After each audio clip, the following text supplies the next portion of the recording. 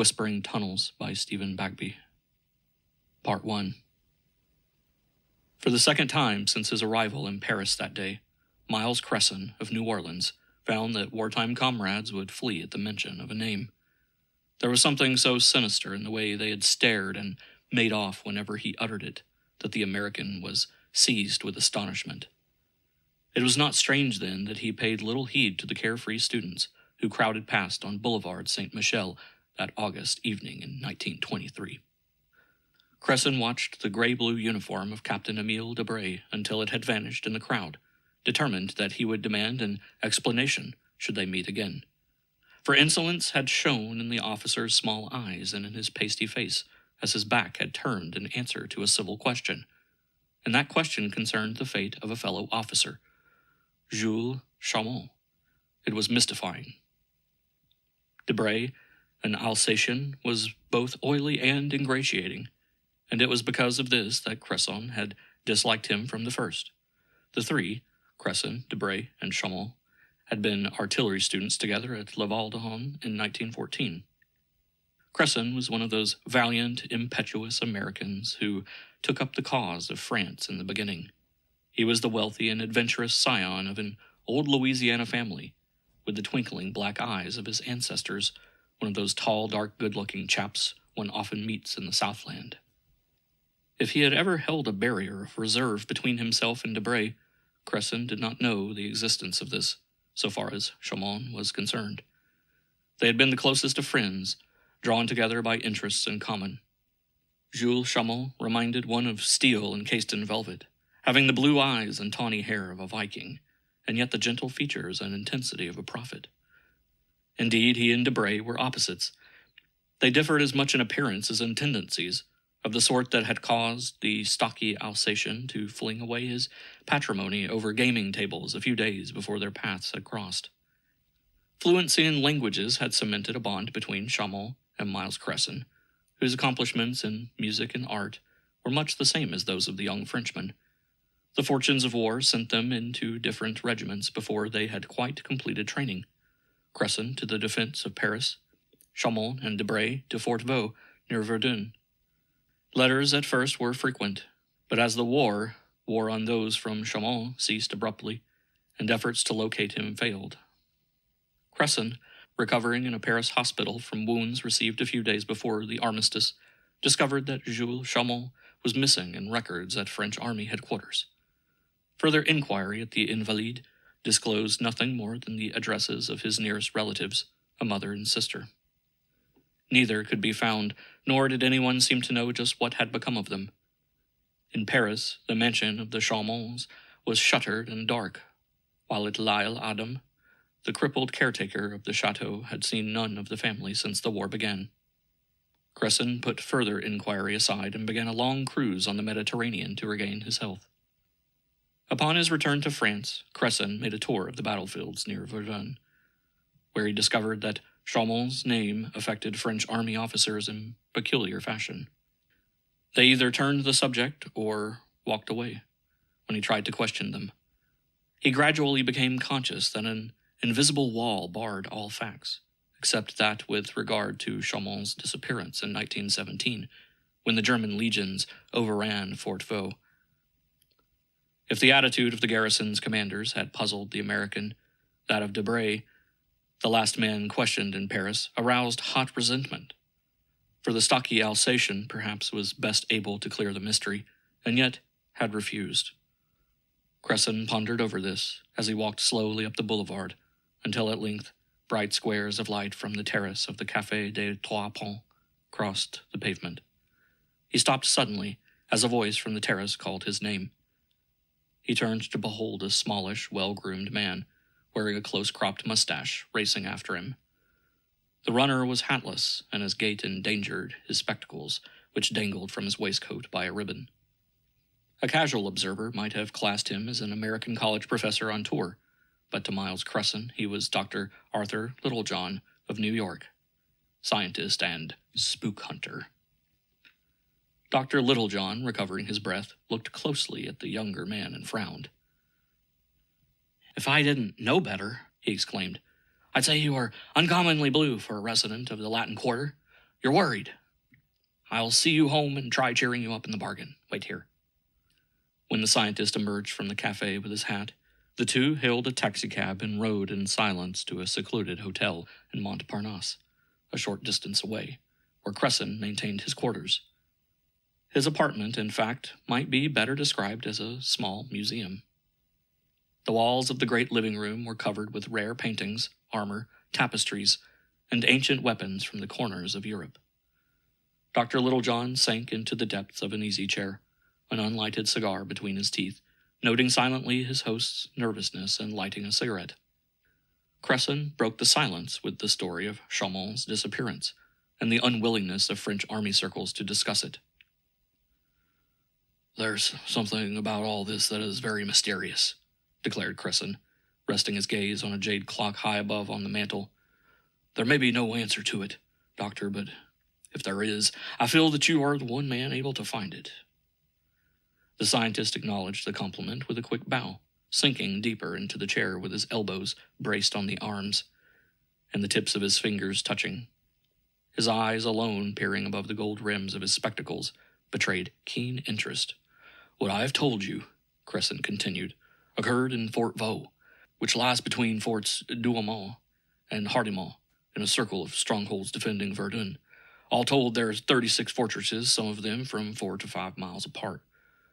The whole region is a succession of bare, desolate hills, scarred and pitted like the surface of the moon, a labyrinth, honeycombed with death. I can tell you, Doctor, no living man knows the extent of that vast underground network of tunnels and passages linking up the forts. There are layers of these stone arteries which run in every direction, all connected with innumerable flights of stairs. The main tunnels branch off into hundreds of smaller ones, which lead to countless great rooms, barrack halls, dungeons, and almost bottomless shafts. Trapdoors and inclines descend to the bowels of the earth, and these have doubtless accounted for many of the men that have attempted to explore the tunnels and have never emerged again. Torches, maps, and compasses seem of little use, for the armies of the earth could well be swallowed in the immensity of this maze. 3 nights ago," the young man went on, "I arrived in the little village of Montcourt, which is about 4 miles east of Verdun, on the Paris-Metz railway and just outside of Fort Vaux. Rain was pouring, and the road from the station to the solitary hotel resembled a river of mud. The inn had been boarded up and patched in spots where enemy shells had left their marks during the war, and I considered myself lucky in getting a room that was fairly dry. I donned dry clothing, and after a very excellent dinner, I adjourned to the buffet for coffee. There were few persons there, but among these I recognized an old friend, Major Paul Falaise, commander of my battalion on the Aisne. He appeared greatly surprised but overjoyed to see me. The major had remained in the army, and for the past 2 years had been stationed in Fort Vaux. The gloomy fortress had a depressing effect, he told me, and this he had attempted to offset by habitually strolling into the village of evenings. Good old Falaise simply wouldn't adhere to my staying at the inn, insisting that I go to Vaux that night as the guest of the garrison. It was really a short walk to the fort, although the steep incline of the road made the buttressed entrance seem more distant than it actually was. Falaise dropped no hint as to the identity of the commander when he suggested an introduction, and I received quite a surprise when I walked into his headquarters. There I saw a short, active man with prominent eyes and a bristling mustache, writing furiously at a desk. He proved to be Colonel Marcel Dupin, Papa Dupin, as he had been known at Littlejohn. Papa Dupin leaped from his chair to give me a greeting such as only an ecstatic Frenchman can give. His gestures were many. "Zounds, my dear son," he cried, embracing me. "So you have come to visit with us. Superb! In the name of the fort, I welcome you." I laughed and told him that it was indeed a happy surprise to find so many of my old comrades in one spot. The evening passed very pleasantly in the garrison clubroom, where the younger officers crowded around after dinner, asking eager questions about Paris, particularly the Folies Bergeret, Montmartre, and the Bois. All seemed suffering from the monotony of garrison life, and eager to talk on any other subject. Major Falaise at bedtime asked permission to conduct me to my quarters, and together we started along the corridor to a distant wing in the parapets. Above the echo of our footfalls, a faraway sawing as of wind in the thick foliage of trees, intermittent and long drawn out, sounded in my ears as we continued. When I asked Falaise about it, he started perceptibly. "It is the whisper of the tunnels, my friend," he told me in a low tone. Falaise, I noticed, seemed trying to pierce the gloom ahead. His eyes were staring as if momentarily expecting something to appear in the corridor. But the next minute he had recovered himself. "La, it is nothing, only the wind," the major added with a shrug. "Some, let us go on." He led the way, but my curiosity rose to such extent by the time we reached the guest chamber that I asked him point blank about the mysterious whisper. His reluctance to talk of it was plainly apparent. "When we hear the whisper, someone dies," he explained. "That is what the troopers of the garrison say, but mind you, these fellows are a superstitious lot. The sound has been heard only since the war, and it is audible only at night. I myself believe it is only the wind playing in some breach in the passages. Mate, when the enemy shells destroy the portion of her, do not let it trouble you." The major changed the subject, chatted for a few minutes, then bade me good night. The guest chamber proved to be a large, irregular room, built into the grim, dingy stone. It was neatly furnished, however, and very comfortable, with its rugs and the log fire blazing in the great fireplace. There is considerable chill in the air of the hill country in August, and the warmth of the flames was very pleasant in that atmosphere of damp rock. The room was so large that the rays of the lamp failed to penetrate the black shadows of the opposite corners and walls. I took up the lamp and made an inspection of the chamber. In the corner farthest away from the fireplace, dark red curtains covered the doorway of an anteroom, which I dimly discovered was shaped like a pepper box. As I peered through the parted curtains, it seemed that I again heard the long-drawn whisper rise and die out. I listened intently, but it did not come again. I returned to the fireplace, convinced that my imagination had deceived me. Somehow a feeling of depression assailed me from the moment Major Falaise stepped from the door. Try as I would, I could not rid myself of a gloomy foreboding, a brooding apprehension that left me cold and tensed. I fell to wondering over the lives of the men whose calling forced them to stay in this gloomy fortress for years, and in my heart I pitied them. I finally arose from my chair facing the log fire and locked the door. I next extinguished the light and climbed into bed. I must have been asleep for an hour, I think, when I awoke. Shadows were scurrying everywhere in the dim light of the fire, and the whisper of the tunnels, now loud and ominous, seemed hovering in the corridor just outside the door of my room. I tell you, I fell to trembling violently when I felt a rush of ice-cold air from the corridor as the locked door swung open on noiseless hinges. Something was coming through that door, something I could not see. My heart thumped, as if trying to leap from my chest. I tried to cry out, but the sound stuck in my throat. I was powerless to move. My limbs seemed paralyzed. In some manner, I sensed the presence of some malignant person who had entered the room. I could feel it coming closer by inches as I lay there waiting. The glow of the fire dimmed suddenly and then went out altogether, leaving the chamber in inky blackness. A sound like the whirring of many bats seemed everywhere, filling both the corridor and the chamber, where it seemed that a gray, shapeless mass was slowly changing outline and moving in the direction of my bed. I had just enough strength to pull the covers over my head in a frantic effort to shut out the sight, but no sooner had I done so than something akin to a chilling blast tore back the bedclothes. In terror, I perceived that something, aglow with a pale phosphorescent fire, was hovering over me. It took definite outline, and then I saw the face of Jules Chamon. It bore the pallor of death, but his large eyes seemed alight with a gleaming, burning expression of one who had borne the suffering of the damned as they peered beneath the rim of a trench helmet. His uniform was that of an artillery captain, and his boots trod the floor noiselessly as he passed from my bedside toward the fireplace, and then to the wall a short distance to the right. When his hand touched the stone, a heavy block loosened and fell crashing to the flags. His arm groped the hollow space left in the wall, but he shook his head sadly and moved away, circling the chamber. My fears left me, for I was sure that Jules was in some trouble and needed my help. I rose from bed and followed him to the anteroom, but as I stood between the parted curtains, he turned and sank through the stone floor. Panic seized me, for now I was convinced that I had seen an apparition. I leaped across the chamber in an effort to escape, but as I reached the door, it closed with a bang. I saw the key turn and heard the lock snap to, by what means I do not know. Again I heard the whisper. A great black mass was barring my path, a foot away, and gazing at me fixedly with eyes that were living balls of flame. A horde of soft flopping things struck against my body and face, and two steely tentacles shot out from the mass and seized me by the throat, choking my head backward. I found myself gazing into the most horrible human face I have ever seen, huge, fat, loathsome, with long fangs in its hideous yawning mouth, and its forehead beaded with greasy, fetid perspiration. I struck the thing's face again and again, and in a desperate struggle, tore my body free. Part 2. I must have fainted, for I awoke lying on the flags in the center of the room, with Major Fillets chafing my wrists and neck. He had found the door wide open when he arrived there to summon me to breakfast. The Major was much concerned over my haggard appearance and insisted that I see the garrison physician without delay. I objected, saying I had suffered merely a slight indisposition which would soon pass.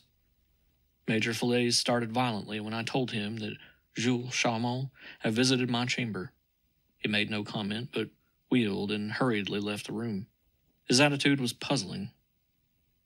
One look about the guest chamber convinced me that my experience had been no dream. The stone block rested where it had fallen on the floor, and the hollow space it had left in the wall, I found, was really a secret vault. It appeared to be empty, but in running my hand over the bottom, I found a photograph of a young woman.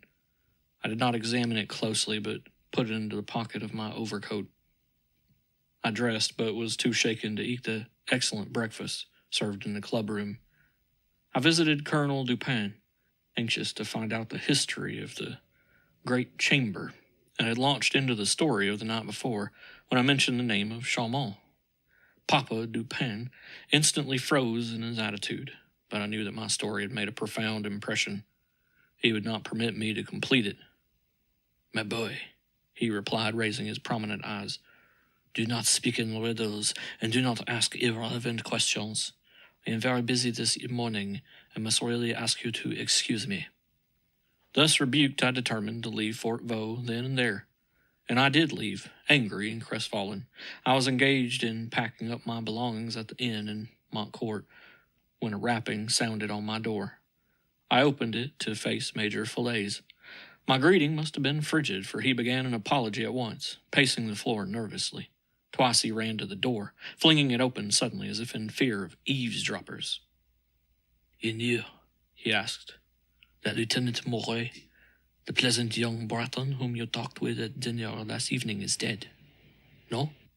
His body was found in bed this morning, and that look of horror on his face, I shall never forget it. Naturally, finding you on the floor this morning unnerved me. The whisper." Then followed a tale of strange happenings in Vaux.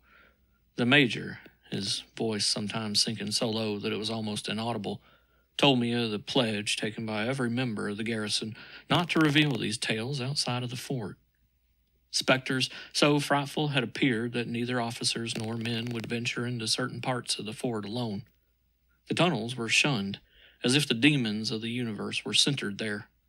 Fillets recalled numbers of the men who were found dead in the plague spots of the fort, apparently of unseen horrors. 2 lieutenants, he said, had recently gone mad on different occasions in the guest chamber where I had spent the night, under circumstances that were almost identical. And the eyes of both shone the light of insane terror over something they had seen and were attempting to escape, when found crouching and muttering. The guest chamber had been occupied by Chaumont and Debray during the war. Fillets said he obtained this information from a chart in the records. None of the officers now in the garrison had served with either of the 2 men, nor, with the exception of the colonel and himself, had known them. He had merely heard of Chaumont's mysterious disappearance, the German attack, and of Debray's transfer to Paris headquarters after the armistice. Of what actually happened in Vaux during the war, he knew nothing, so far as regarded Chaumont, except that an order from headquarters forbidding mention of his name was in effect throughout the army.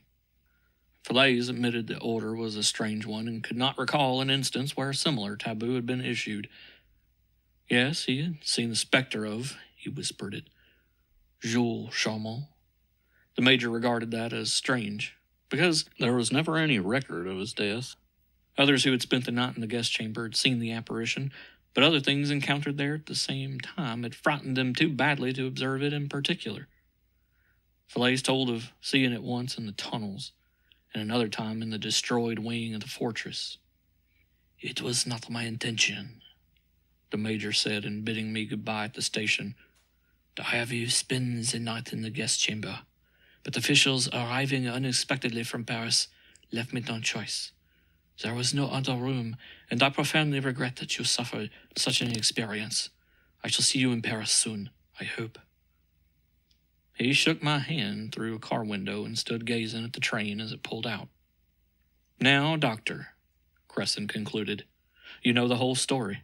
I arrived in Paris today and walked the boulevards for hours before I could make up my mind to come here. The matter is a complete mystery to my way of thinking, but of course you might not face any difficulty in unraveling it. Was it Chaumont in the flesh, or was it a phantom which I saw in the fortress?" Littlejohn reflected for several minutes before making a reply. "There is no doubt in my mind," he said, "that you saw the specter of Jules Chaumont. But in doing so you ran afoul of other phenomena, far more dangerous than apparitions. You spent the night in one of the worst haunted spots in Europe, and it is fortunate that you emerged as safely as you did. The black mass you describe may have been either an elemental or an intelligence that never existed in human flesh. In plain words, a demon. Now, I think I am not far wrong when I say that the specter of Chaumont would have shown you the key to this mystery had it not been interfered with by a host of powerful entities which must have literally filled your bedchamber. These elemental forces must be exorcised, or the fate of Jules Chaumont will never be known. But such a step must be undertaken by a trained psychic, because anyone else would be overpowered. It is no wonder you fainted." "Will you undertake this, Doctor?" Cresson asked, leaning eagerly forward from his chair. "I feel it is my duty to go on with my search for Jules." "Yes," replied the scientist, "I will do so. First, I must think the matter out and map out a course of action. I cannot say just when I shall be ready." "I'll wait here in Paris until convenient," said Cresson, thanking Littlejohn. "It seems I can hear the whisper of the tunnels in my dreams." "By the way," exclaimed Littlejohn suddenly, "let me ask what you did with the photograph you found in that guest chamber." The younger man emitted a low whistle of surprise. "By George," he replied in a startled tone, "I had forgotten about that." He stepped quickly to his wardrobe and lifted a tweed overcoat from the rack. "Here it is," he exclaimed, drawing forth a mud-stained photograph. "Let me see it," the scientist requested quietly. Cresson passed over the portrait in silence, waiting for Littlejohn to speak. The doctor examined the likeness minutely. "This is one of the most beautiful women I have ever seen anywhere," he mused admiringly. "I wonder what she has to do with the haunted fortress. Hello, here's an inscription." Both men, bending over the photograph, saw written in a lower corner, "To my dearest Jules, from Audrey, Paris, March 16, 1917. 3 weeks before the fort was taken," exclaimed Cresson. "I wonder who the original could be, or what she could have meant to Jules Chaumont." He glanced at the doctor expectantly. "These are among the things we must find out," Littlejohn answered. "But I think as you do, there is a connection somewhere. Did you visit the Bureau of Secret Documents, where you made inquiry at the Invalides?" The scientist peered over his glasses as he asked the question. "No, Doctor," the young man returned. "I visited only Army headquarters. I didn't know of the Bureau then. I'll go there tomorrow." Part 3. The two Americans crossed the great square of the Invalides the next morning, mounting the broad steps of the War Ministry. Once within the portals of the Bureau of Secret Documents, both sent their cards to the commandant and were presently shown before one of the chief inspectors, a grizzled lieutenant colonel. The inspector bit his lip and motioned for silence when they announced the nature of their quest. "Zounds!" exclaimed the officer incredulously. "Can it be possible you speak of Captain Jules Chamont, who was once stationed in Fort Vaux?" His eyes grew wide as Cresson nodded affirmatively. He pressed a button on his desk, and when the chief clerk responded, commanded that certain records be brought before him. "It is forbidden to mention the name of Captain Chamont in the military service, except, of course, upon official inquiry here," said the inspector, opening one of the massive books of records, when the clerk had closed the door behind him. "Are you not aware, my friends, that Captain Chamont is posted as a high traitor in France?" Cresson almost leapt from his chair in astonishment. "A traitor?" he shouted. "That cannot be. Chamont was one of the bravest and best of men. He loved France," he broke off helplessly. "Nevertheless, monsieur," continued the inspector, placing his thumb on a page, "here is the order. He is charged with delivering Vaux into the enemy's hands on June 7th, 1917. It was a close secret, known inside the fort alone, that the French command had prepared for eventualities in blowing open the casements of Vaux. This was done to establish communication with the outside trenches, of course.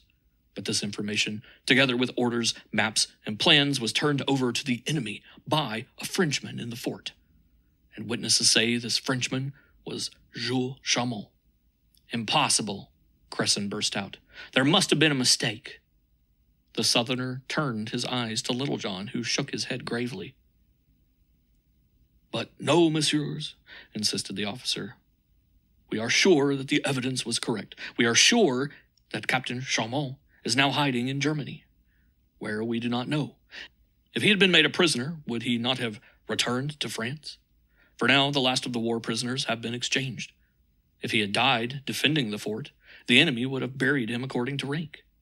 Chamont has never been proclaimed a traitor in orders of the French army, because such a step might prevent his ever being captured. Otherwise, he might think it safe to return. Instead of a proclamation, the French government has taken an unusual course, banished his name in army circles. Of course, monsieur, he still holds his rank in the army, and will continue to do so until proven guilty by trial." "The strangest thing, my friends," the inspector went on, "is the fact that no trace of Captain Chamont has ever been found. Our bureau men have scoured Europe without avail, and doubtless he is carefully concealed." "Do not forget, monsieur," Cresson interrupted, "that this is but a theory. Why, Chamont was a tiger for courage. Would such a man place gold above his country?" "Sacre, I do not know," replied the officer with an eloquent gesture. "One of the main witnesses before an investigating committee was a fellow officer, Captain Debray, who actually saw Chamont pass papers to a spy." "Debray?" exclaimed Cresson incredulously. "Why, monsieur, this officer was Chamont's friend." He broke off, recalling the odd behavior of that officer on Boulevard Street, Michel, the evening before. "Exactly," returned the inspector. "His friend. That is why the evidence is so overwhelming. Debray was reluctant enough to be sure, but country is above friendship, monsieur. However, if there is nothing else—" "There is something else, my colonel," said Littlejohn. "About Captain Chamont's mother and sister. Could you tell me anything about them?" The little scientist had spoken for the first time, and his keen gaze was now riveted upon the Frenchman. "Ah, yes," answered the inspector. "They are living somewhere in Paris, but I do not know the address. The family estate was in the name of Jules Chamont as the male heir, and this was confiscated by the government of France, as is, of course, usual in the case of suspected traitors. For the sake of his mother and sister, I personally am glad there was no public proclamation. It is really tragic, this eviction of Madame and Mademoiselle Chamont from their homes. I recall seeing them here when they appeared before the investigators." Cresson started, recalling the darkened mansions and the disappearance of the two women. "Would this portrait describe either of the two ladies?" asked Littlejohn, extending the photograph to the officer. The Frenchman seized it and turned the likeness to the light. "Sacre!" exclaimed the officer. "It is she. It is the daughter, his sister. Mademoiselle Audrey, I believe. But, messieurs, I've told you all that I know. I must Now beg you to excuse me, for I have a conference soon." The inspector shook the hands of both Americans in turn, as they thanked him and departed.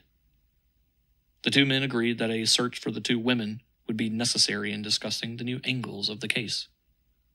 At the Café des Trois Ponts, they questioned several of the waiters, Cresson giving them a description of Captain Debray. All knew him as a frequenter of the place, usually dining there in the early evening and always alone.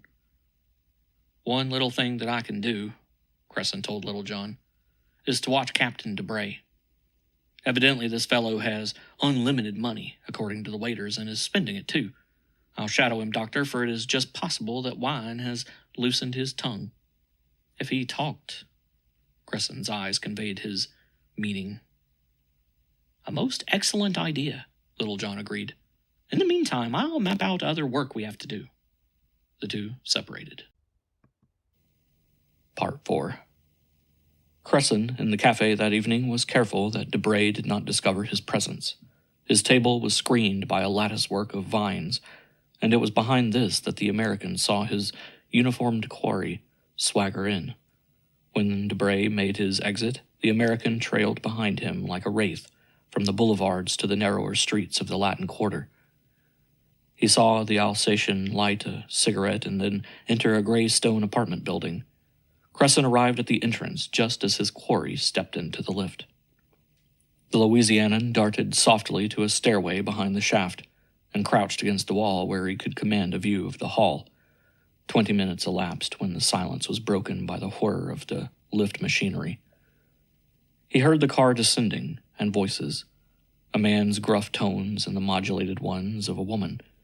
Persons bound for a theater or promenade, Cresson conjectured, for he could not see the occupants. The car grounded with a grating sound. The gates opened. Then a girl clad in deepest jet stepped from the car, followed by Debray. The sight of her features made Cresson gasp. It was the original of the photograph, only more beautiful, more ethereal in actual reality. A shadow of sadness shone from the depths of blue-violet eyes. She was slender, yet molded with the grace of a statue. Her voice was musical in its soft, lilting tone. To Cresson, standing there, she seemed a vision of gold and white. A painting stepped from its frame, endowed with life. Something in her bearing, a certain reserve, convinced Cresson that this fair girl tolerated the Alsatian's air of proprietorship because of some vital reason. Why did she even appear on terms of friendship with the accuser of her brother? What could she mean to him? These were the questions that the American then and there determined would be answered. He waited until they had gone before emerging from his place of observation, and then returned to his quarters, elated. He, at least, had found the Chaumons. Littlejohn and Cresson decided that no time should be lost in calling upon the family.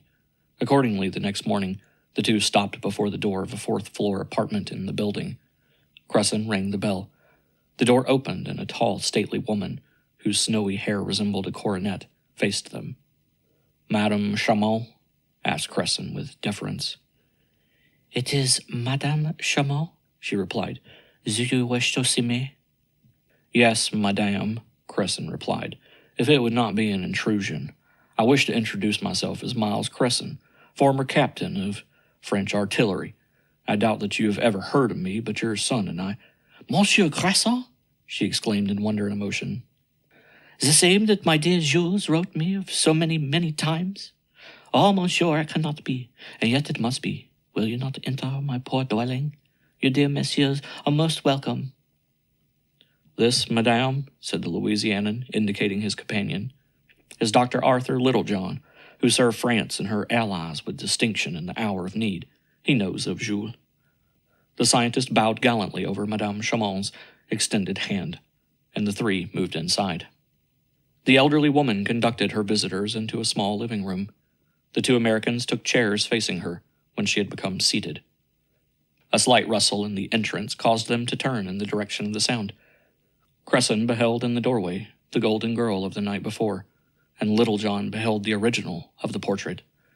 The two quickly rose as she entered the room and stood beside her mother. There was a surge of admiration within the breasts of both Cresson and Littlejohn for the contrast of types was, indeed, one of noble loveliness. "My daughter, Mademoiselle Chamon," said the elder woman as she introduced the visitors. The girl responded gracefully, extending an impulsive hand to each of the men in turn. There was an aristocracy of breeding in her poise and in her features, from the gold of her hair to the delicate up-tilt of her chin. "I feel that I have known you always, Monsieur Croissant," she said. "Dear Jules spoke of you so often. Oh, monsieur, you were his best friend." Her eyes filled with tears, and her hands betrayed her intense struggle to hide the tumult of emotion.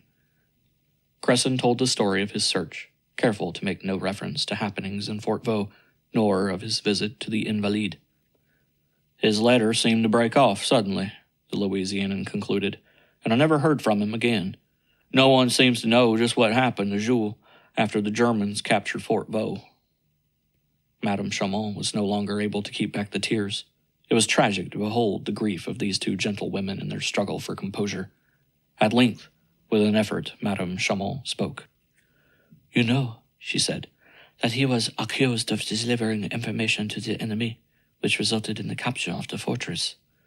Accused of selling La Belle France, his country, to the Germans. Accused, I say, vilely and falsely of being a traitor. Believe me, messieurs, when I say that my fine, noble Jules could never be guilty of that. He died fighting for France. I feel it. And oh, if I could but clear his name, I would willingly lay down my life." "You have had much to bear," said Cresson gravely, "and both Dr. Littlejohn and I are anxious to clear the name of Jules Chamon.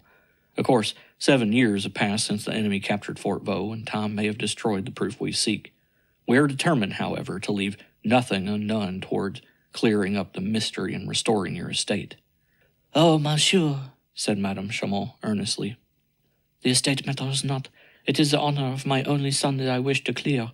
I did not dream that my Jules had an enemy in the world until Captain Debray, a man who pretended to be his friend, ruthlessly accused him of treachery. Oh, monsieur, that man, he cares little for the suffering of a mother and a sister. The gratitude will go with you in your quest." The Americans left the apartment, filled with a deep sympathy for both mother and daughter, planning speed in their search. In the 2 weeks which followed, they were almost daily visitors, and so eloquent that, finally, they overcame Madame Chamon's objection to appearing in quiet portions of the boulevards. The four would steal away to quaint restaurants and theaters off the beaten track. Dr. Littlejohn left Vermont Court after winding up pressing scientific reports in Paris. He promised to wire Cresson in case there were developments in his plan, parts of which he declined to reveal. He merely asked the younger man to hold himself in readiness should he be needed. "I should like merely to look over the ground in my own way," he told Cresson on departure. "When my investigation carries me inside the fort, I shall call for you. In the meantime, address me at the inn." A week after the doctor had gone, Cresson sat alone with Audrey Chamon in the Luxembourg, listening in stunned silence while she told him of her engagement to Captain Debray. "It is for mother's sake alone," she said sadly, "that I have promised to wed this man. Won't you believe me, my dear friend, when I tell you that it is I who make the sacrifice?" She turned appealingly to the Southerner, who was plainly perplexed. "Do you love him, mademoiselle?" asked Cresson earnestly. "I cannot believe that you do, nor do I understand your reason for marriage with the accuser of your brother. Surely your mother does not wish this. Be frank with me, Audrey." Cresson was unaware that he had addressed her by her first name. She toyed with her handkerchief in confusion. "My friend, I despise him," she said feelingly. "Yet I have made mother believe that I love him. It is only because she loves me that she would permit it. Mother is unaware of the bargain. Debray's promise to restore the estate in her name after the ceremony. The wedding is to take place 2 weeks from today. The banns have been published, and alas, I must go through with it." Cresson now realized the nobleness of her sacrifice, and the thought of it made him turn his head and stare dejectedly at the ground. When he glanced again in her direction, Audrey was weeping softly, bitterly, her whole body shaken with emotion. The sight aroused in him that tender sympathy that all men have for distressed womankind. He longed to take her into his arms, to comfort her as he would a child. Yet he restrained the impulse, knowing the utter futility of it. Both attempted to hide the turmoil in their hearts by affecting a mask of gaiety on the return home, succeeding most miserably. Cresson reached his study in a state of dejection. He turned the key slowly in the lock and stopped suddenly. Beneath the door was the yellowed edge of a telegram, delivered in his absence. He stooped to pick it up and saw that it was from Littlejohn. It read, "Come, expect you, Moncourt, tomorrow." That was all, but it was enough to busy the Southerner with the packing of his bag. Part 5. It was well into the following morning when Cresson stepped onto the station platform in Moncourt. He found Littlejohn waiting with a carriage, and together they drove to the inn. The scientist cautioned the younger man that a short nap might be necessary before undertaking the work laid out that evening. Cresson awoke in the late afternoon to find Littlejohn studying a map of the fortress and the known portion of the tunnels. Littlejohn, laying the map aside, gave details of his plan. He explained that he would begin work that night in the haunted guest chamber of the fort, alone, because he did not wish to expose anyone else to danger. Cresson objected vigorously, declaring that he would take chance for chance with the scientist. Littlejohn glanced at him admiringly. "That's what I call grit," he said slowly. "Not one man in 1,000 would go back into that room after an experience such as yours." It was useless to attempt dissuasion, and Littlejohn turned the subject as they walked to Vaux in the waning light of the afternoon. The rays of the sinking sun bathed a desolate scene of pitted hills and scarred ravines, which were crowned by the fortress of Vaux, lighting the low, rakish ramparts a weird red, enhancing the blackness of their shadows. Falaise met them a short distance from the entrance, and the three remained in discussion several minutes before going on. The major seemed paler, more anxious and thinner, it seemed to Cresson, than when they had seen each other last. They listened closely as Littlejohn pointed out the necessity of keeping his and Cresson's arrival as nearly secret as possible. The two dined with Falaise that evening, apart from the others. The major, in a low voice, told them that 2 men had died, and 3 others were hopelessly insane of terror over unseen things within the past week.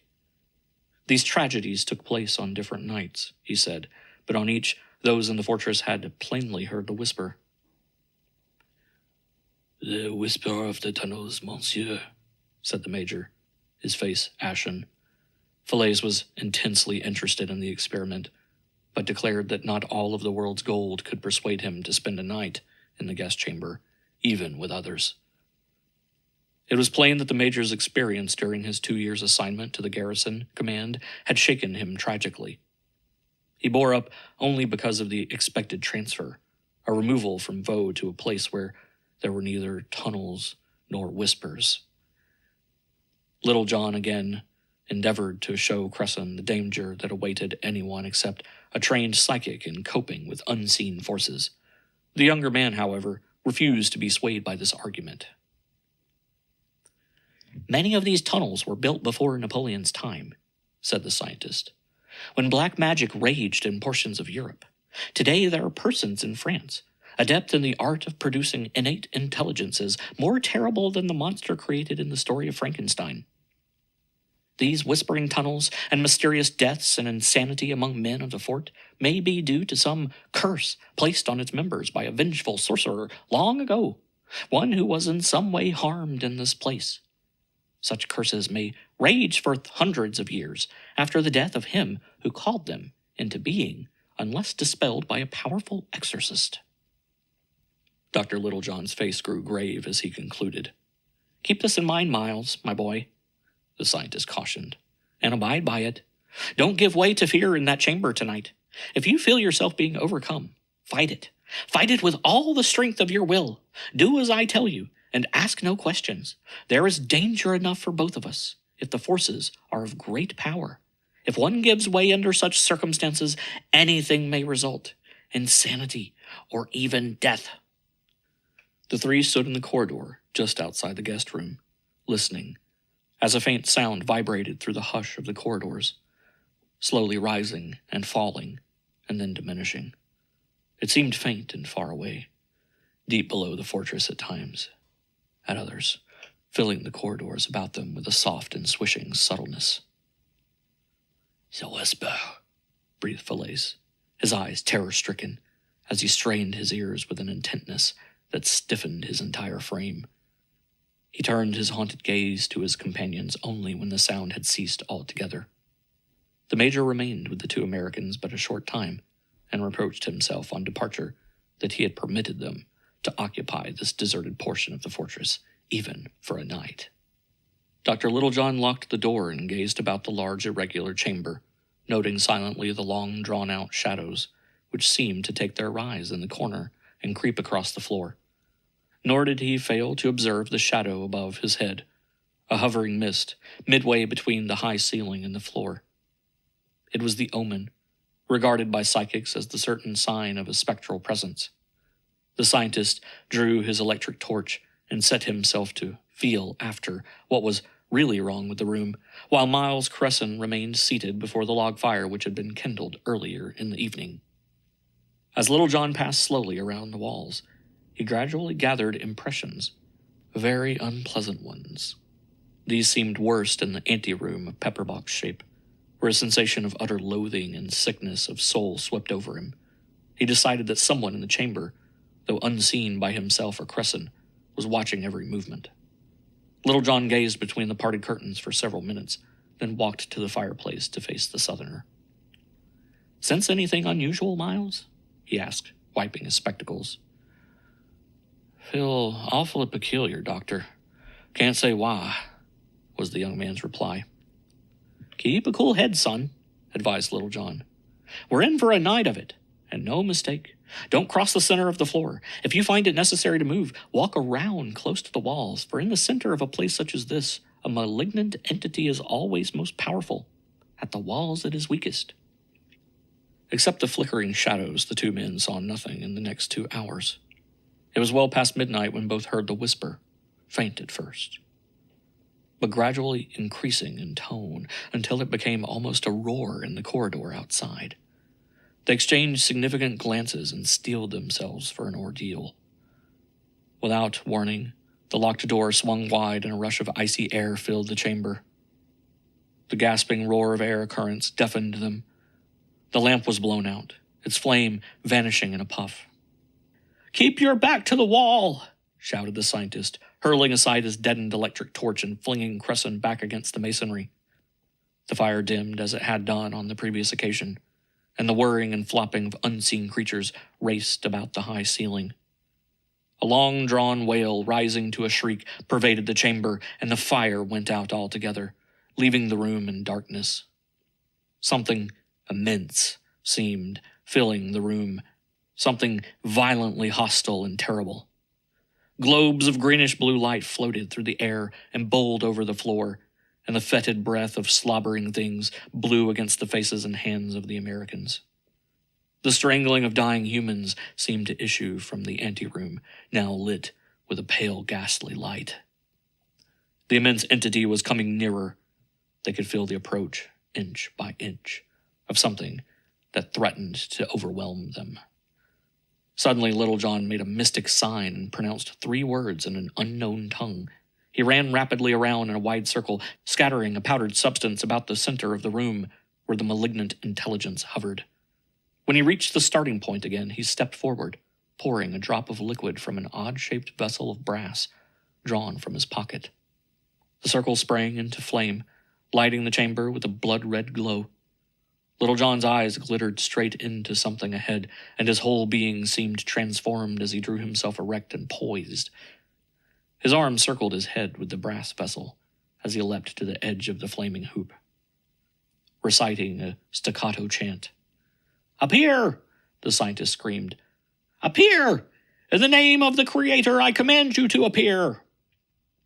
A black cloud seemed to fill the center of the red circle. Suddenly both men saw it. A great, shapeless creature was taking the form of a man, so tall that the head was bent against the ceiling. 2 burning, baleful eyes were fixed on the pair as a snarling issued from its great black mouth, lined with long, jagged teeth. The creature's body was covered with scales, Its powerful arms and toes were armed with long razor-like claws. Littlejohn steeled his will to prevent the thing's efforts to overcome him with the noxious stench it emitted. It was the beginning of a deadlock of wills which lasted for minutes in that room of damp stone. Cresson saw the doctor, like a sorcerer of old, advance toward the thing, his voice rising and falling, chanting the lines of a Latin incantation. The thing retreated a few feet, only to redouble its efforts to close in on the two men. Littlejohn made the sign of the cross, stamping his feet as he advanced, bidding the entity be gone in the name of the Father, the Son, and the Holy Ghost. There was a wail and a sucking noise as it vanished like a flash through the curtains of the anteroom. The door slammed shut and locked. The fire suddenly leapt into blaze again, and the lamp relit with a clear, steady ray. The flaming circle died out. Cresson had fainted. Littlejohn ran to his side as he recovered, staggering weakly into a chair. The Southerner was deadly pale, and for a few minutes unable to speak. Littlejohn mopped his brow and stood with his back toward the fire. "It has gone out of the room," he said at length, "but it may return any minute. Be on your guard. It is an entity of great power and has not yet completely taken shape. There is no doubt in my mind about it being an elemental, freed by some powerful magician in olden times and set raging by this bloody battleground in the late war. Undoubtedly, black art was practiced in this very room. You must fight against being drawn into the tunnels, for the chances are you would never emerge." The scientist flung himself into a chair, but as he did so, the door opened violently, and again the room was plunged into darkness. Littlejohn placed his back against the wall, but to his dismay, Cresson ran to the center of the chamber, striking and shouting. Get away, I tell you, get away!" he cried. The young man fought like one possessed, but suddenly his voice changed into a booming, reverberating bass which filled the atmosphere with echoes. It sounded now in a low, deep chuckle. Above him, Littlejohn saw the round spots of flame that were the creature's eyes. "Hail, master," spoke Cresson in deep Flemish. "Hail, all-powerful prince of darkness, Lucifer!" The tones were not his, the scientist noted, as the rumbling voice trailed off into unintelligible gibberings. Littlejohn forgot his own safety and rushed to draw the Southerner back. Too late. With a wild shriek, Cresson disappeared at top speed through the door, which slammed shut before Littlejohn could follow. He stood still, as steely claws sought his neck. He drove these back with the force of his thought. There came to the scientist the realization that Cresson had been snatched from the room by a lesser force, while the greater was centering its power on him. Again he threw out his will, quickly drawing from his vest a golden crucifix, holding it aloft as he began the ancient rites of exorcism. As he prayed, he could feel the power of the entity growing weaker and weaker, until at last it dispelled itself as the distant bugles heralded the coming of day. He concluded his prayer with the benediction, convinced that the evil intelligence had vanished from the fort forever. Part 6. Littlejohn's first thought was of Cresson as he passed from the chamber. Instinct guided him along the passageway and down dark flights of steps to the labyrinth below, where the whispers sounded faintly in the tunnels. His echoing steps beat a straight course over the never-ending path of moldy flagstones, until at length a white patch of light glimmered in the distance ahead. It proved to be a breach in the tunnel, overlooking the destroyed portion of the fort. The scientist recovered his balance with an effort as he stumbled over the unconscious form of Cresson lying in the opening. He made a hasty examination of the Southerner's body, but found no wounds beyond bruises and cuts. Wrapped about Cresson's ankles was a slender strand of copper wire, which convinced the scientist that his friend had tripped over this while fleeing back into the tunnel to escape some terrible sight. The expression of terror on Cresson's face gradually disappeared as he slowly revived under Littlejohn's ministrations. The scientist supported him as he emerged from the opening in a weakened and nervous state. They decided to return in the open air rather than risk the danger of becoming lost in the tunnels, and finally reached the exterior of the fortress by clambering over the shattered masonry of the ruins. Once more in the chamber, now quiet and peaceful, Cresson recounted his experiences after rushing forth from the room. "Something seemed pulling me," he said.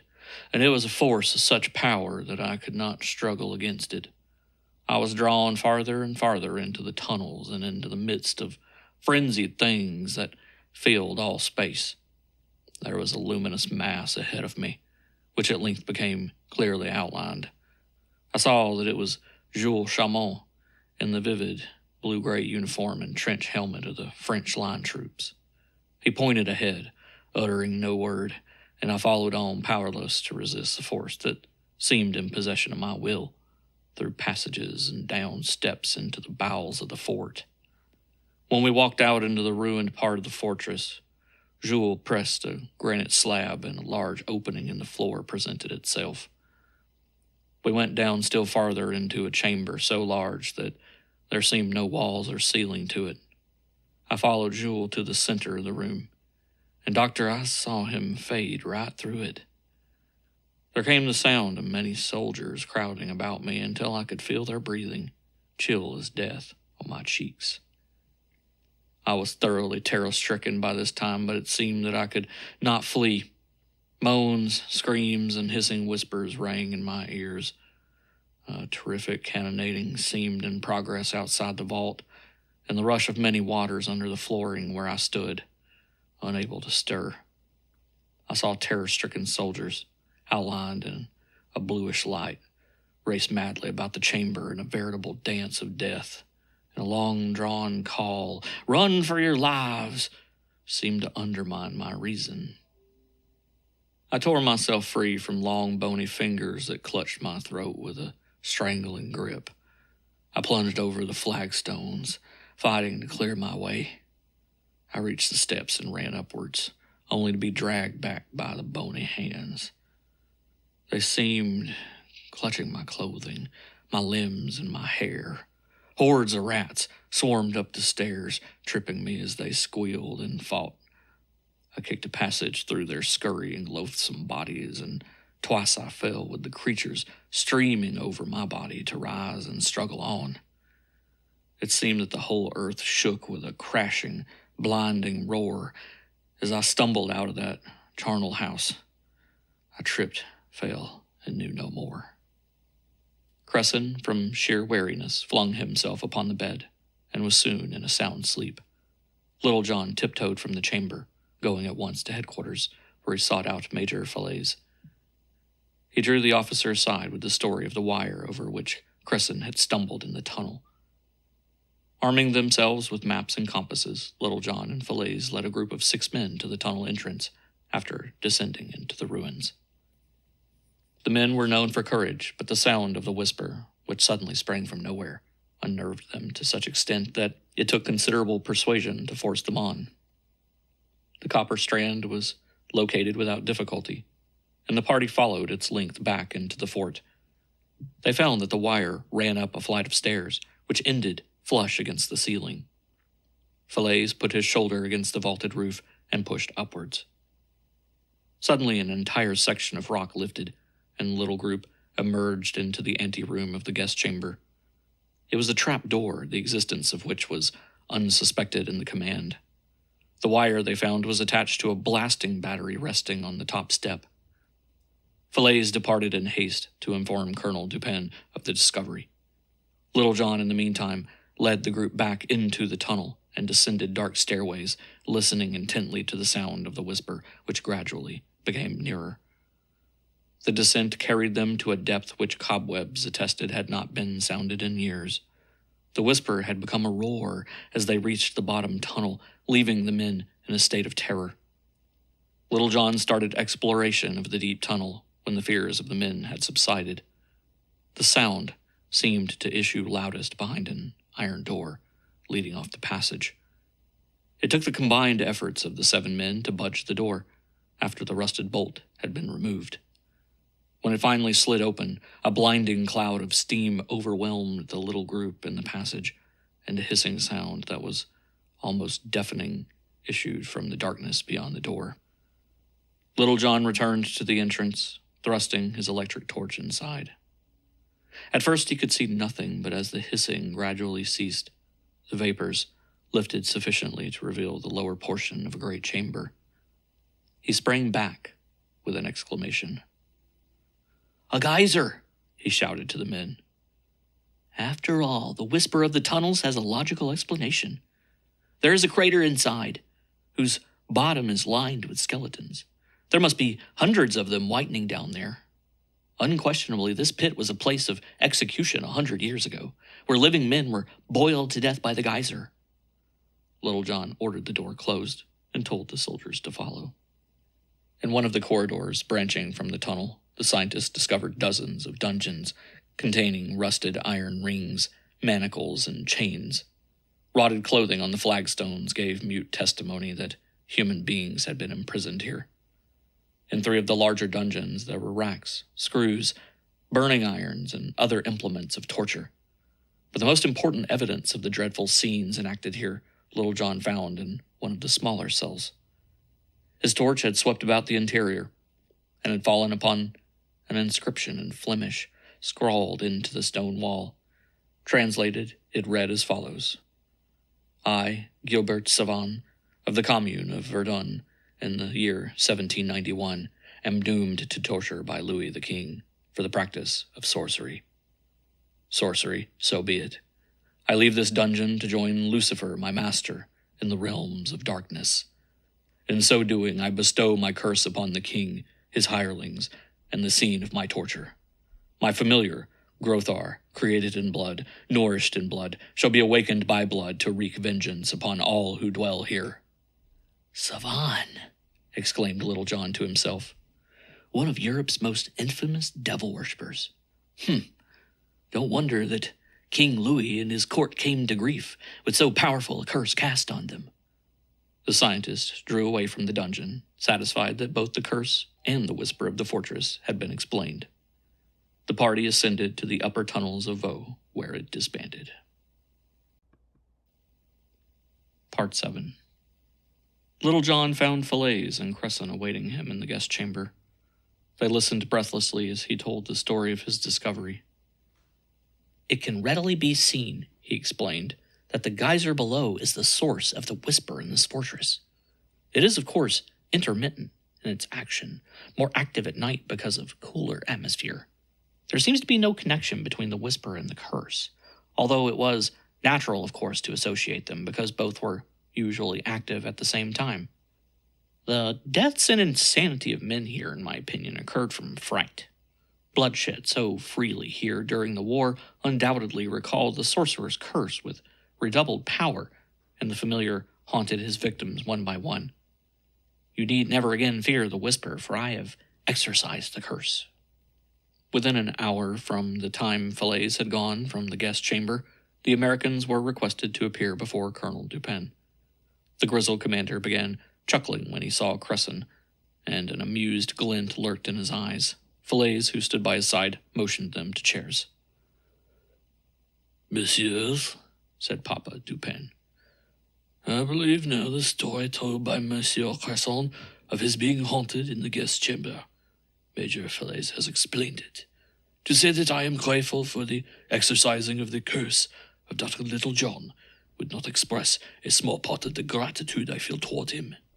I suspected the tragedies here were caused by some curse, but I was powerless to combat it. Peace and contentment will be ours from now on. The esteemed doctor and Major Falaise have rendered another great service. This morning, for instance, they found that a certain copper wire, which Monsieur Cresson will remember as having tripped him up in the tunnel, was connected to a powerful blasting battery beneath a trapdoor in the anteroom. This trapdoor was cleverly built into the floor, no one in the fort suspecting it was there. But someone knew of it during the war, and gentlemen, that part of the fort Vaux, supposed to have been demolished by enemy shells, was actually destroyed by the deliberate blowing up of its powder magazine. You mean blown up? Gasped Cresson. Precisely, replied the colonel. The guilty person must have been a traitor. He must have acted with lightning swiftness, for the enemy had begun the attack that later captured the fortress. Now I believe that the underground vaults beneath the ruins still exist, covered with debris. In this case, the 3 of you might uncover the evidence we seek. I will hold a detail of men in readiness to clear the ruins tomorrow. Will you do this much for France?" The three men agreed, thanking him for his confidence. Papa Dupin then turned to Cresson. "My son," he said earnestly, "Captain Chamon was your friend, and you are most anxious to clear his name. I too am anxious to do this.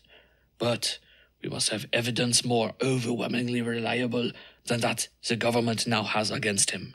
Let us hope that we may find it."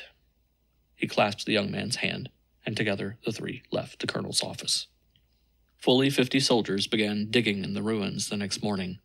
On the morning of the third day, one of the men uttered a sharp cry as his shovel bared a heavy iron ring.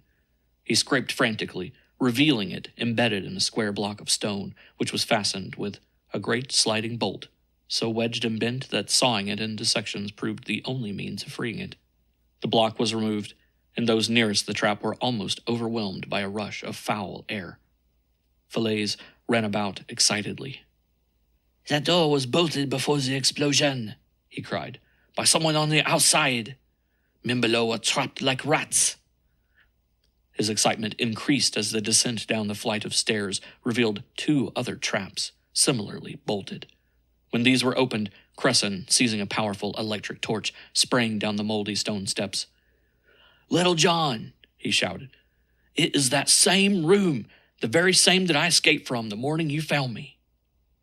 The doctor with difficulty restrained Cresson, for the latter's excitement had gradually increased as the two had begun the descent with Falaise and a group of 6 men. The electric torches of the Americans flashed over the vaulted ceiling, accentuating the shadows and festoons of cobwebs that hung from the stones like long fingers.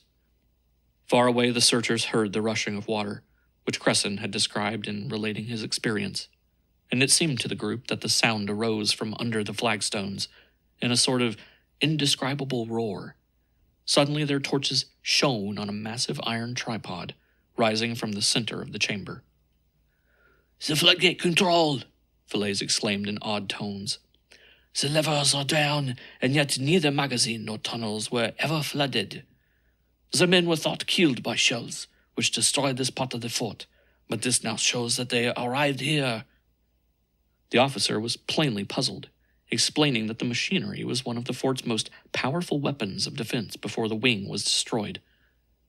At all times, he said, a detail of men stood in readiness to turn the waters of the Meuse into either the powder magazine or the tunnels, to render them useless to the enemy. A horror-stricken exclamation came from Cresson as the light of his torch fell upon the glint of dull gold from a huddled object on the flagstone. Drawing near, he perceived it to be a skeleton in the uniform of a French officer. A trench helmet lay beside the body, and a short distance away, an overcoat. The sight made members of the party gasp. Cresson stooped swiftly to examine the identifying bracelet about the bony wrist, leaping back with a gasp. "Jules Chamon!" he cried, reeling away from the spot. A shout from one of the soldiers told that another skeleton had been found. Near it lay a third, and not far away others, until the remains of 33 soldiers had been counted. Bending over the remains of Jules Chamon, Cresson gave a startled groan which brought the others running to his side. He pulled a sheaf of papers from the skeleton's belt and held it aloft. "Send for the colonel," he commanded. A soldier raced away, and soon Papa Dupin arrived in the flood vault, excited and puffing. "Bring the papers to my office," the colonel ordered, indicating that the 2 Americans were to follow him. "You, Falaise, post a guard here, and see that no one enters. No one, mind you." He acknowledged the major's salute and trotted away with Cresson and Littlejohn at his heels. Part 8. Once inside his office, Papa Dupin locked the door and turned up the flame of the lamp. The 3 drew their chairs together as the colonel glanced through the documents hurriedly. He uttered a cry of amazement. "My friends," he said slowly, "the mystery of Fort Vaux's betrayal is solved. Jules Chamon was no traitor, poor fellow, but a hero. He and 33 others were sent into eternity by another Frenchman, a traitor, who blew up the forts, magazine from his concealed position in the anteroom. Here, read these. With this, the colonel thrust the thick packet of papers into Littlejohn's hands. The documents included orders, maps, and plans of vital importance to the defense of the garrison.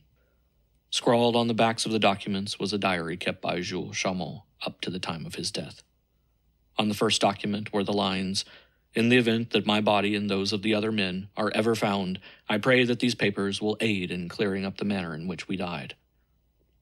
These lines were written in Chamont's bold style, and on the paper the three saw dark stains, doubtless of blood. June 6th, 1917. Caught Debray passing this packet of papers to a known enemy spy. How this fellow got inside of the fort, I do not know. He ran at top speed in the opposite direction when I closed in on Debray and confronted him with the evidence of his treachery. The traitor pleaded with me not to expose him. He groveled on his knees. I shook him off, rat that he is. He has betrayed his country, and through him France may lose Verdun, her heart and soul. I went to the commandant's office this afternoon to expose him, but the colonel was not there. Must wait until tomorrow. Debray cannot escape. He knows that I am watching. June 7th, 1917. Only the colonel must hear my story, and this he cannot do this morning, because he is inspecting the trenches outside. Thus does the traitorous Debray gain another day of grace. But what matters this when he cannot escape? He watches me in terror. The Germans are but 500 meters away. How much information Debray has already given them, I do not know. I must stop. The bugles are blowing like mad. There is an attack. Everybody running to positions. Major Callan is shouting out my name in Debray's. We are to take charge of a detail and go down into the flood vault. June 7th, 1917. It is afternoon, and the attack continues. Debray lingered behind. He knew I could not stop to drag him with us. Ah, had I only known his scheme, we should have avoided imprisonment in this dark vault. Debray followed and bolted down the trap after the last man had gone through. We have thrown the flood levers, only to find them sawed from their connecting rods below the vault, where we cannot repair them. The machine is useless. The work of this traitor. Oh, the assassin. He opened the trap a minute ago to tell us to say our prayers, to shout that he means to fire the magazine. He bolted down the trap before any of us could reach him. The papers in my belt. They would incriminate him. June, 1917. A terrible roar, a frightful shock. The whole fort came tumbling down over our heads hours or days ago. We are buried. All of the poor fellows are either dead or wounded. I am covered with blood and can hardly drag myself over the floor. Dying men are moaning and crying for water. There are thousands of gallons of it beneath us, and yet we cannot reach it. There is no food. We are doomed to die like rats. June, 1917. Debray, traitor! May the curse of dying men rest upon him. I am too weak to move now, and writing is most painful. My matches are giving out. I hope death comes quickly. Have given up hope that we shall ever be found, either by our own men or by the Germans. There is cannonading outside, but here we can only feel a muffled jar. The whole vault seems to tremble. June, 1917. Almost too weak to write. Can only move my hand. No matches. Writing in darkness. Too far gone to get my prayer book under my shoulders. If I could only see the sun shine again. God preserve my dear mother and my sister. Here the messages ended. The last was feebly scrawled, and Littlejohn deciphered it with much difficulty. Death had evidently overtaken Jules Chamont shortly after he replaced the packet in his belt. The papers contained damning evidence against Debray. One was a request from the enemy general, von Mock, for additional information as to the fort's weakest points, and his betrayal yielded Fort Vaux into the enemy's hands an hour after he had fired the magazine. For the first time, messieurs, said the colonel, the truth is known. Debray must have wrecked the floodgate control days before he fired the magazine. he would have blown up the magazine regardless of whether Chamon had discovered his treachery, as part of his bargain to aid the enemy. As it was, he saw a chance to carry out his plan, and at the same time destroy, as he thought, the evidence. I think you will agree with me that the statement, "dead men tell no tales," is one of the most ridiculous ever coined. The colonel reached swiftly for pen and ink and wrote out a telegram. It was coded in ciphers known only to the French army, but when translated, it called for the arrest of Debray. My friends, said Papa Dupin to the Americans, you have served France well. She owes you an infinite debt of gratitude that she can never repay. But as long as either of you live, there is no favor too great to ask of the French military service, which will ever be at your disposal. Won't you remain a while longer as my guests, now that you have cleared the name of Jules Chamon? The Americans thanked the colonel, but explained that they must return to Paris without further delay. The commandant shook his head disapprovingly, but embraced them both as they left his office. Outside in the corridor, Cresson experienced a feeling of relief over the prospect of leaving behind this labyrinth of mystery and death.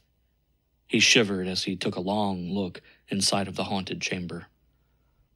Our discoveries show us why there happen to be a number of apparitions in this room simultaneously, said Littlejohn sagely. The anteroom in olden days must have been an altar for devil worship, for the strongest forces issued there. That trapdoor leading to the tunnels must indeed hold a dreadful history. There are hundreds of entities that still rove the distant tunnels, but so far as Vaux is concerned, the malignant curse is gone. The fort was built over ancient underground dungeons where hundreds were put to torture for sorcery up to 100 years ago. Many were the curses placed upon the whole region, and some, as you have seen, are still active. Don't talk about it, Doctor, pleaded the younger man. I'm getting all unnerved. Let's get out of these hills. Littlejohn laughed, noticing Cresson's expression of anxiety. Do you know what day this is? Asked the scientist. September 7th, of course, replied Cresson. He started suddenly. The day Audrey is to marry Debray. How could I have forgotten it? He fairly groaned as he snatched his watch from his pocket. 3 o'clock, he exclaimed dismally, and the wedding is at 7. Oh, if I could get to Paris in time, I can't even send her a telegram, for it would be held up by the censors until too late. You do love her, don't you, my boy? Asked Littlejohn, his eyes twinkling with humor and understanding. Cresson started with astonishment as his eyes met those of his friend. How did you know, Doctor? He gasped. Knew it the day after you called in Paris, laughed Littlejohn. You gave yourself away. Little things, you know, all my life I've been an observer. He walked away mysteriously, leaving the Southerner in a state of dejection. 10 minutes later, the scientist returned, rubbing his hands together briskly. Get ready for a fast trip to Paris, he exclaimed. Quick trip? Why, Doctor, how? Asked the puzzled Southerner. Airplane, of course, numbskull, answered Littlejohn waggishly. An automobile will call here for you in 10 minutes. Colonel Dupin has arranged everything. A plane awaits you at Gallieni Field. 2 hours later, Cresson was hastening to Madame Chamon's home in the Latin Quarter. He arrived just as the finishing touches were being made to Audrey's bridal costume, 10 minutes before going to the church, when the ceremony was to be performed. It was most difficult for Cresson to break the news, and for a full 2 minutes he could not respond to the joyous greeting of the two women. But it was his duty, and glossing over the most harrowing details of the story, he told it from beginning to end. Madame Chamon exhibited remarkable control, but Audrey, who was worn with the ordeal of awaiting marriage with the man she despised, was less able to bear up. She swooned, pale as death, as Cresson concluded his narrative. She recovered consciousness in the Southerner's arms, her violet eyes widening as he pillowed her head of glorious gold on his arm. In one mad moment, Cresson threw restraint to the winds and pressed his lips to hers in a divine moment of bliss. Her arms stole around his neck, and joy surged within him as he felt his kisses being returned.